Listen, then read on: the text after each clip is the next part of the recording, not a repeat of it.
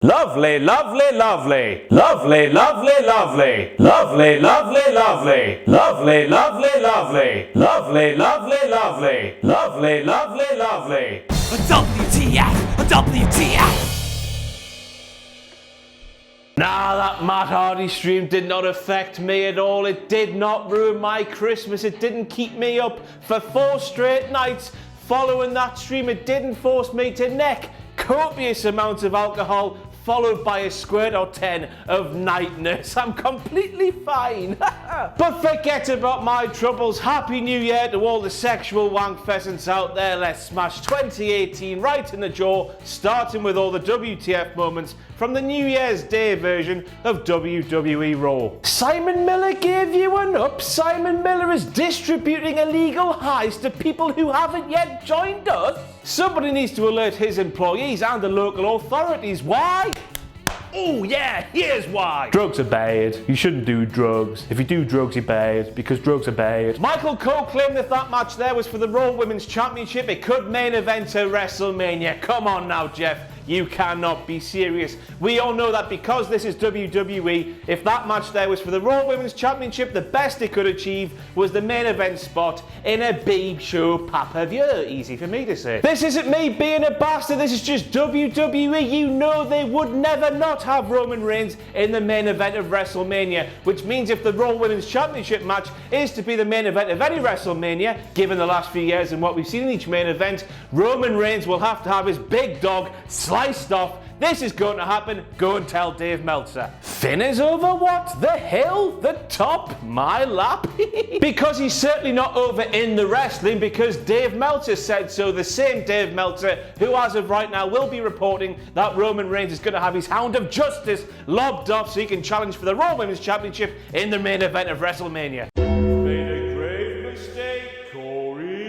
And we kick things off with Corey Graves in 2018 when he claimed that in 2017 Kurt Angle had a super massive year for a number of reasons, one of which was because he returned to the ring for the first time in over a decade. Come on now, Corey, you can't be serious either. We all know that Kurt Angle has wrestled more times than he's had kids in the last 10 years, which is a mighty achievement considering he's got 2 massive cows living between his legs, spreading his milk to all 4 corners of the world. Why are they waiting another 3 weeks to celebrate the 25th anniversary of Raw, which indeed is of course the actual 25th anniversary of Raw, which is a WTF moment when you're talking about WWE, because normally they can't quite work out how anniversaries work. You do not celebrate your first anniversary on the day that something happens. Let's thank the Lord that they've learnt that finally. Anyway, as we all know, the first episode of Raw took place on January the 11th, 1993, yet they waited until the 22nd of January 2018 to celebrate the 25th anniversary. What's the wait? Just get your dick in there and have a nice time. Here's a direct quote from Sheamus to Kurt Angle. Let's have an Irish accent. It's New Year's after all. You give a one-time tag team championship team a championship match.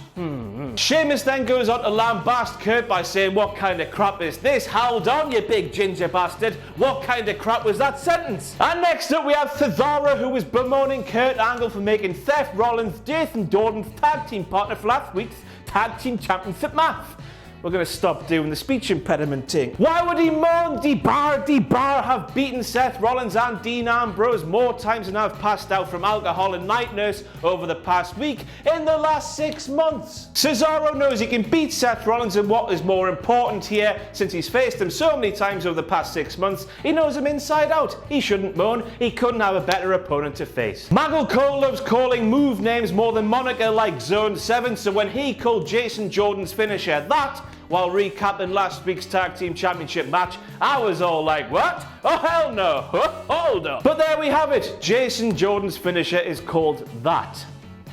WWE.com exclusive. I didn't think so. We're watching that on the USA Network, Sky Sports News, and all over the bastard world, so it's not exclusive to WWE.com at all. That clip there is as exclusive to WWE.com as Bray Wyatt was to his wife while he was enjoying sleepovers at JoJo's.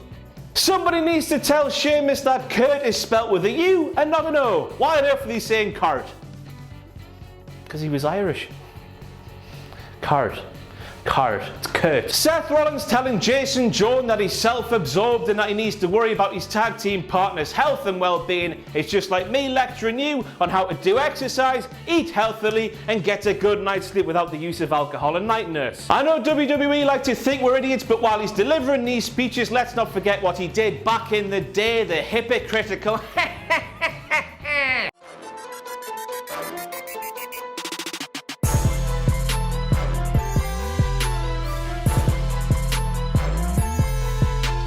Booker claims that he's going to keep his expert tutelage behind the announce desk. Aye, pal, I bet that's going to work well for you. I'm going to keep my horse-sized unicorns in my pencil case. Tea time. Go back and watch that Jason Jordan match and you will hear Booker T claim that veterans are entitled to be arseholes to younger talent. Are we sure that John Bradshaw Layfield wasn't behind that announce desk? Just hang on a second there, hang on. It's John O'Clock! Happy New Year! Direct quote from Booker T, Jason Jordan needs to show some fight. Quote from Michael Cole, Jason Jordan is now fighting back. Another quote from Booker T, Jason Jordan shouldn't show this much fight. Look, it's Nia Jax taking chicken soup to Enzo Amore, which I guess means that Enzo Amore is on a soft food diet. Come on!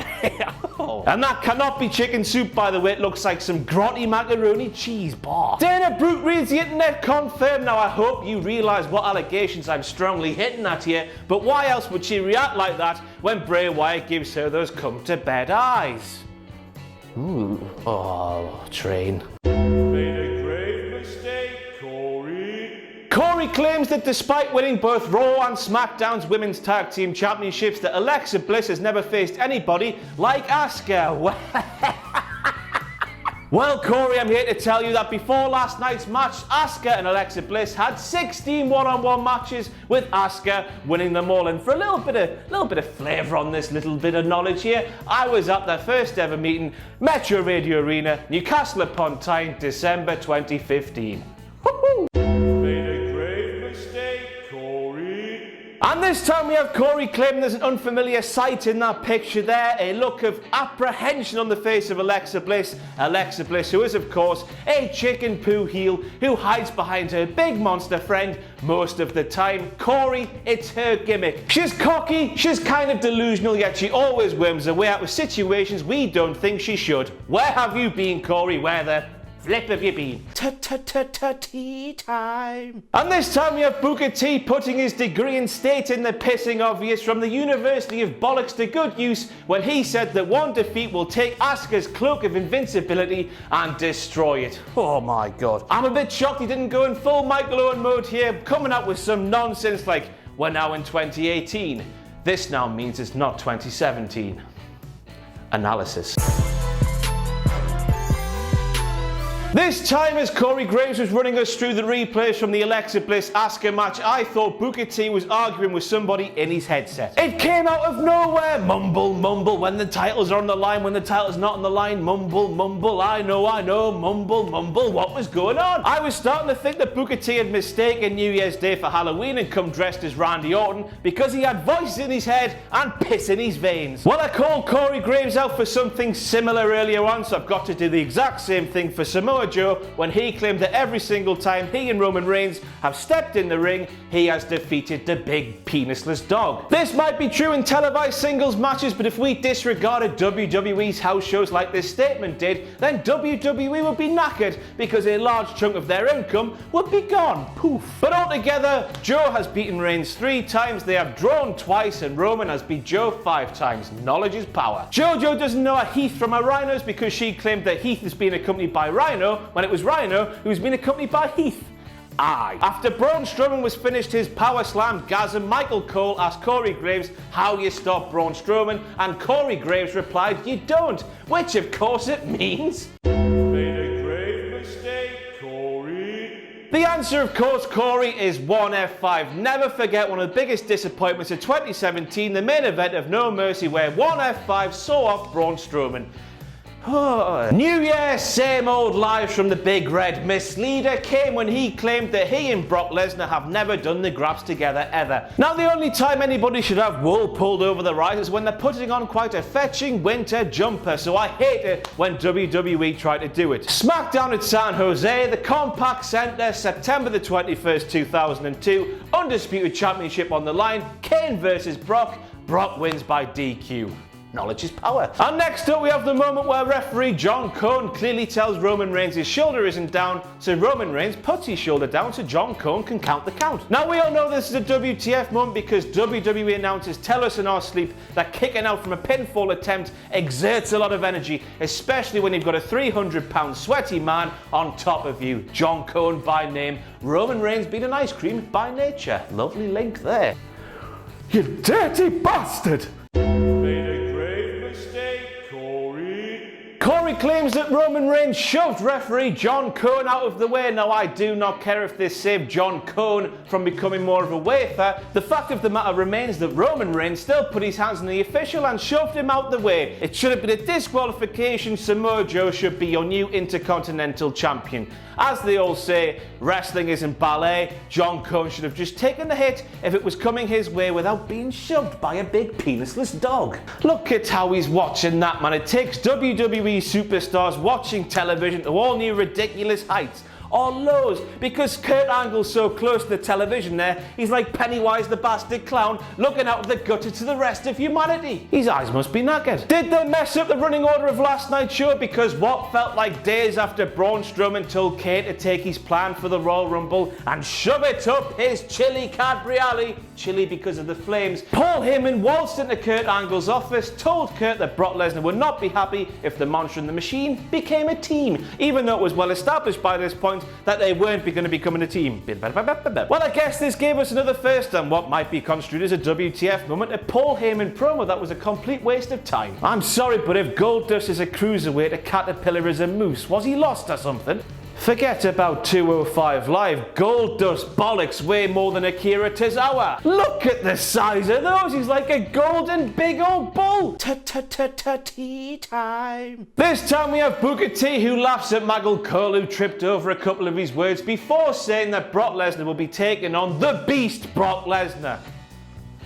Give me strength. Somebody give me strength. Triple H once famously said that China cannot go in the WWE Hall of Fame because if you googled her name, your little daughter would see porn. Now take this logic and apply it to your boy Finn Balor, teaming with Gallows and Anderson, and WWE continuously referencing a devastating group without mentioning the Bullet Club by name. Say you've got a little daughter, say she goes, "Ooh, I don't know what that group is called." She googles what group Gallows, Anderson and Balor were a part of and she sees Bullet Club. Bullet Club to WWE is the same severity in terms of them not wanting to see it as porn. Even though they cannot stop fans wearing Biz Clear shirts at events WWE do not want you to know about nor support the Bullet Club. Therefore, we can deduce from all of this that China's good in the Hall of Fame. Somebody tell Meltzer.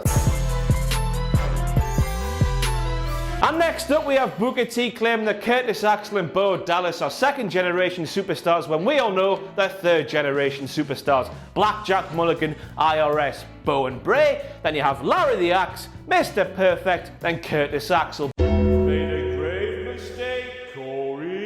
So Brock Lesnar, who is in that picture there, is not a person who concerns himself with good friends, good brothers, or anybody else apparently, according to Corey Graves. How can you say something like that when Brock Lesnar is literally stood next to somebody he probably considers a good friend, might even consider a good brother, and certainly loves like a man can only love another man? And while we're here, that picture claims it's the year of the beast. Well, it's not. It's the year of Roman Reigns because it is the Chinese year of the dog. Knowledge is power. A double whammy from Paul Heyman. First of all, he claims there's a conspiracy within WWE that they're stacking the deck against Brock Lesnar because they're making him wrestle twice in 2 months. Ooh! And now it seems we're calling it a Universal Heavyweight Championship. I guess by that logic, we must be getting a Cruiserweight Universal Championship. Vince McMahon likes big sweaty men. Vince McMahon likes big sweaty men. Brock Lesnar likes sweaty man orgies. Brock Lesnar like sweaty men orgies. Every pissing time Brock Lesnar has a feud, there's a mass brawl with many men involved. Brock Lesnar like sweaty men orgies. And we end things with Michael Cole claiming that Brock Lesnar sat up just like Kane. Now let me tell you, this does not rest in peace